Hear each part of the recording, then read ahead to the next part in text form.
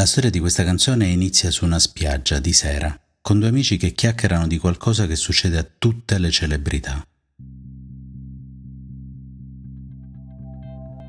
Questo è Stay, un podcast in pillole sugli U2.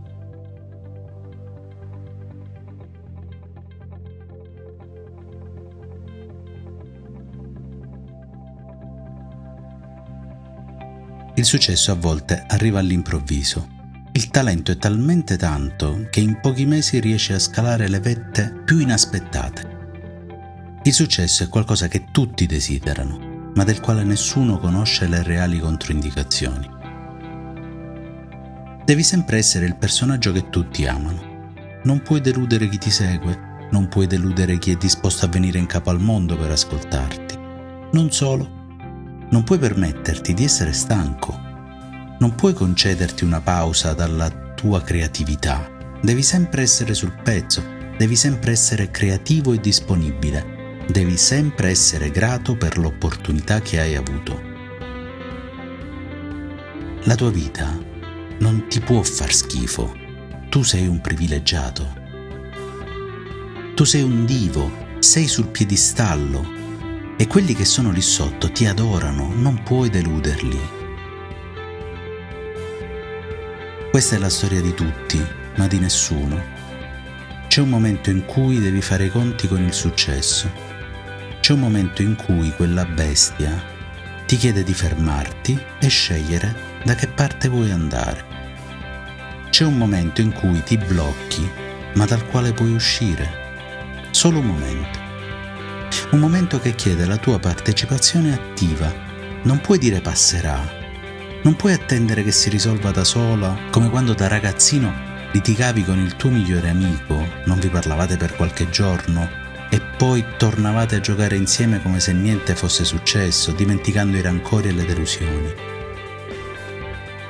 Se lo lasci da parte, quel mostro ritorna e il conto che ti presenterà sarà sempre più salato. Non dire che più tardi sarà meglio.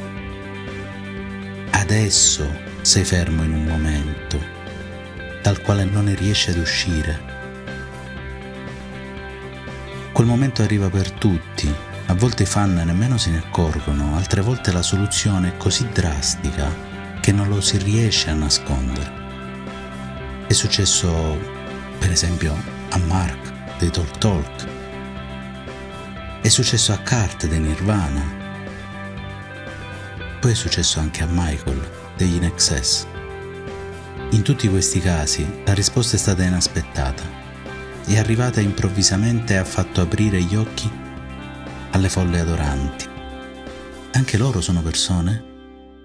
Anche loro hanno dei sentimenti? Tutti e tre sono usciti dalle scene perché stanchi di quel mondo che non li ascoltava, anche se sembrava sempre interessato a quello che dicevano, che pensavano. Sembravano è la parola giusta. In realtà a quel mondo non interessa chi sei, cosa provi, come sei arrivato su quel piedistallo. Sembra ascoltarti perché in quel momento gli piaci. Ma dopo pochi minuti o dopo il tuo primo errore è pronto a sostituirti. Su quel palco, sopra quella folla delirante, ti rendi conto di essere un prodotto, non una persona. Non un cuore che batte, non un padre, non un amante. Sei solo un prodotto, un giocattolo. E quel giocattolo, se si rompe, deve essere sostituito.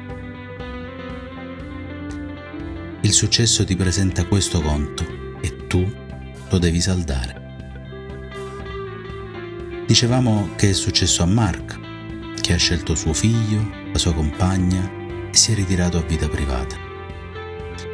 Purtroppo è successo anche a Kurt, che da persona sensibile qual era ha scelto l'atto estremo per salvaguardare la figlia e la compagna da se stesso. La storia di questa canzone inizia proprio in quel momento. È la storia, come dicevo all'inizio, di una chiacchierata in riva al mare tra due amici che si trovano concordi sul fatto che a quell'atto non ci si deve arrivare, a due amici che pensano che quel gesto è da vigliacchi. Questi due amici amavano Kurt, lo conoscevano, lo apprezzavano e forse lo invidiavano anche per il suo talento. Di questi amici però uno aveva già affrontato il momento, l'altro lo aveva solo rimandato. Entrambi discutevano animatamente sulla stupidità dell'atto suicida e credevano di essere d'accordo. Poi la vita li allontana, Michael e Paul cominceranno a non comprendersi più tanto. L'ostentata disinvoltura di Michael comincerà a spazientire l'amico che non capirà dove sia la persona di quelle serate sulla spiaggia di Nizza. Paul non può capire perché non sa che Michael in quel momento ci è rimasto, perché l'affrontarlo lo ha sempre rimandato. Come in un post-it senza data attaccato al frigorifero che dice domani devo fare questa cosa. Ogni giorno lo leggi e pensi ok, domani lo farò. L'ultimo domani di questa storia è stato il 23 novembre del 1997. Il giorno prima, infatti, Michael sceglie di dare ragione a Kurt. Forse non con le stesse sue motivazioni, ma capisce anche lui che non riesce e non riuscirà ad andare oltre. Qualche giorno dopo Paul è lì con il suo amico nella cattedrale anglicana di Sant'Andrew e accompagnandolo sulla propria spalla gli dedica le parole che avrebbe voluto dirgli se solo avesse capito fino in fondo cosa stesse provando. E se la notte sopraggiunge? E se il giorno non durerà? E se il tuo cammino dovesse vacillare lungo un sentiero pietroso? È solo un momento, questo tempo passerà. Stay. Ogni domenica alle 13